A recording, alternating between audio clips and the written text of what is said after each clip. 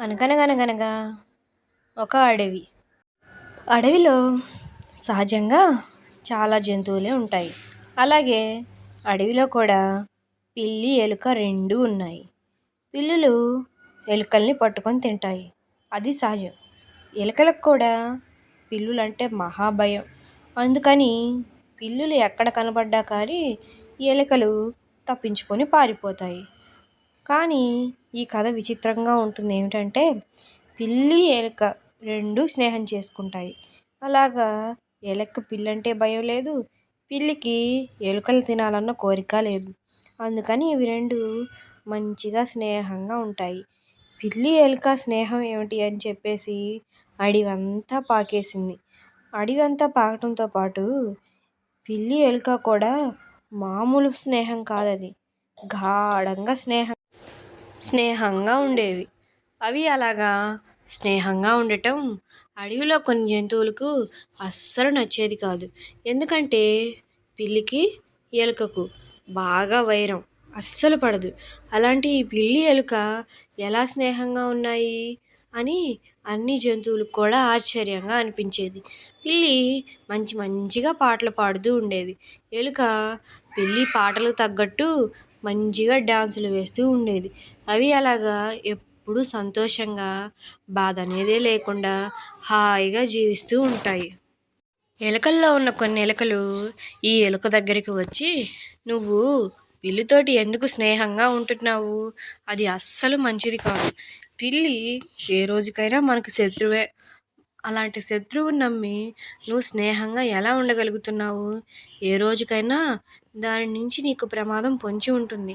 అంచేత దానితో స్నేహం వీడి నువ్వు మాతో ఉండొచ్చు కదా అని ఎలుకలు అడిగాయి. అప్పుడు ఎలుక సమాధానం, నేను పిల్లితో మంచి స్నేహం ఏర్పరచుకున్నాను. అది నన్ను ఏమీ చేయదు. నేను దానిని చూసి భయపడను. అంచేత మేము సంతోషంగా ఉంటాము. మీరు వెళ్ళండి అని వాటిని పంపించేసింది. అలాగ పిల్లి, ఎలుక ఎప్పుడూ స్నేహంగా ఉంటూ వాటిని ఇంటిని శుభ్రపరచుకోవటం, వాటి పరిసరాలు చుట్టూ ఉన్నదాన్ని శుభ్రపరచుకోవటం ఉంటాయి. పిల్లి ఎప్పుడు సోమరిపోద్దానిలాగే ఉంటుంది. ఎలుక అన్నీ చేస్తూ ఉంటే పిల్లి మాత్రం చూస్తూ ఉంటుంది. పాపం ఎలుక ఏమీ అనదు.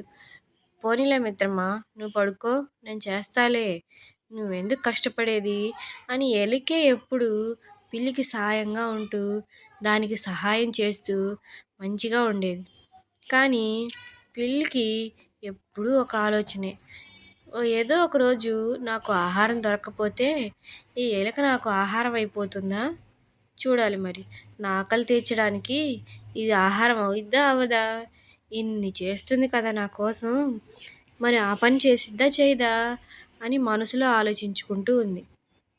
ఒకరోజు పిల్లి, ఎలుక రెండు, మిత్రమా, మనం ప్రతిరోజు ఎవరి ఆహారాలకు వాళ్ళు వెళ్తున్నాం.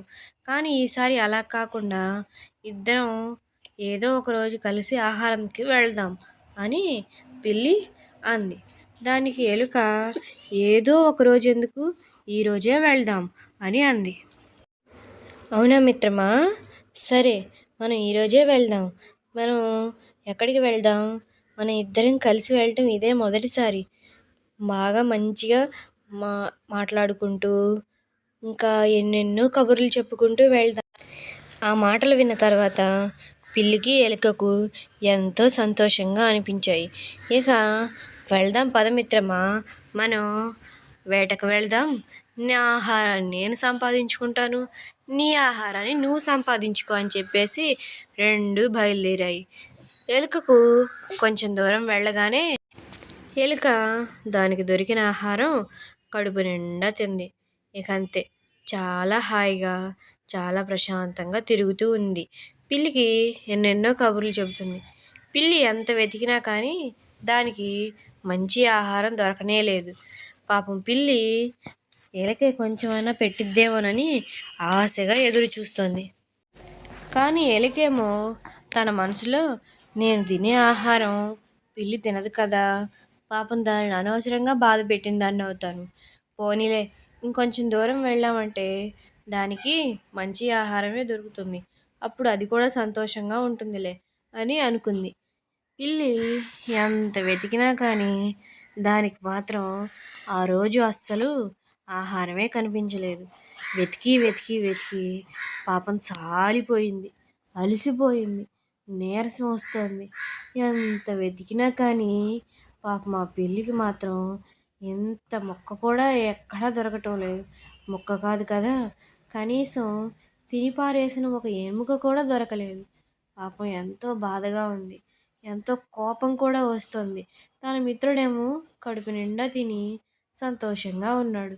వీళ్ళేమో అసలు ఆహారమే లేక ఎంతగానో బాధపడిపోతుంది. మిత్రమా, నాకు దొరికిన ఆహారం చాలా బాగుంది అని ఎలుక చెబుతూ ఉంటే పిల్లికి అసూయతో పాటు కోపం కూడా వస్తుంది. ఛీ, ఈ ఎలుక ఎంత దారుణమైంది! ఛీ, అస్సలు దీన్ని నేను నా స్నేహితుడిగా నేను అస్సలు ఉంచుకోను. అస్సలు కృతజ్ఞతాభావమే లేదు. నా మిత్రుడు ఆకలితో ఉన్నాడే, దానికి కొంచెమైనా పెడదామే అన్న ఆలోచనే లేదు. దానికి దొరికింది కదా అని చెప్పేసి అది తినేసింది. నాకేమో దొరకలేదు, మరి నేనేం తినాలి అని పిల్లి ఎంతగానో బాధపడిపోయింది. ఎలుక మాత్రం దొరుకుతుందిలే, ఇంకొంచెం దూరం వెళ్ళాకైనా కానీ తప్పకుండా దొరుకుతుంది. అప్పుడు పిల్లి సంతోషంగా ఉంటుందిలే. అదిగో మిత్రమా, అక్కడ చాటున ఏదో ఉన్నట్టుంది చూడు, నీకు ఆ ఆహారం సరిపోతుందేమో, ఒకసారి ప్రయత్నించు అని ఎలుక చెబుతూ ఉంది. ఆ మాటలు వింటుంటే ఎలక్కి చాలా బాగున్నట్టు అనిపిస్తుంది. కానీ పిల్లి మాత్రం చాలా కోపంతో, నువ్వు నాకు ఆహారం అయిపోతావా అని అడుగుదాము అని అనిపిస్తుంది. మనసులో ఎంతగానో అనుకుంటుంది, నాకు ఈరోజు ఆహారం దొరకలేదు. ఎలుకను, మిత్రమా, నాకు ఇప్పటి వరకు ఆహారం దొరకలేదు, నువ్వు నాకు ఆహారం అయిపోతావా అని అడిగింది. దానికి ఎలుక సరే కళ్ళు మూసుకో అని చెప్పేసింది.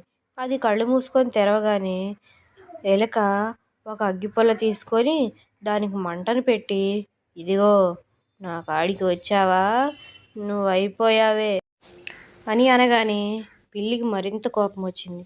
ఛీ, దుర్మార్గురాలా, నీ మిత్రుడు ఆకలవుతుంది అంటే నువ్వు ఆహారం అయిపోవడానికి ఎందుకు నీకు అంతలా బాధ? ఛీ, నువ్వు అసలు నా స్నేహితుడివే కాదు అని పిల్లి అంది. అప్పుడు ఎలుక కూడా, ఎవరైనా తన తోటి మిత్రుడిని మంచి స్నేహితుడని నువ్వు భావించినప్పుడు తినటానికి ఎవరైనా సిద్ధపడతారా? నువ్వే మంచివాడు కాదు, నా ఫ్రెండ్స్ అందరూ చెబుతూనే ఉన్నారు ఆ పిల్లితో స్నేహం చేయవద్దు అని. నేనే వినకుండా నీతోటి అనవసరంగా స్నేహం చేశాను. అస్సలు నీ మాట నేను ఇక ఎప్పటికీ వినను, నీ దగ్గరే ఉండను, నేను వెళ్ళిపోతాను. నువ్వు నా దగ్గరికి వచ్చావా, ఇదిగో మంట, నీకు నీ తోకకు పెడతా, తోక దగ్గర నుంచి తగులుకుంటా వచ్చిద్ది, జాగ్రత్త అని సవాళ్ళు విసిరింది. పిల్లలు, మీకు ఎలుక పిల్లి కథ నచ్చిందా? నచ్చినట్లయితే please like, share and subscribe. Thank you for your watching. Thank you so much. మనతో వైరంగా ఉండే వాళ్ళతోటి ఎప్పటికీ స్నేహం చేయకూడదు. ఏదో ఒకరోజు తప్పకుండా వాళ్ళ నుంచి ప్రమాదం పొంచి ఉంటుంది. జాగ్రత్త.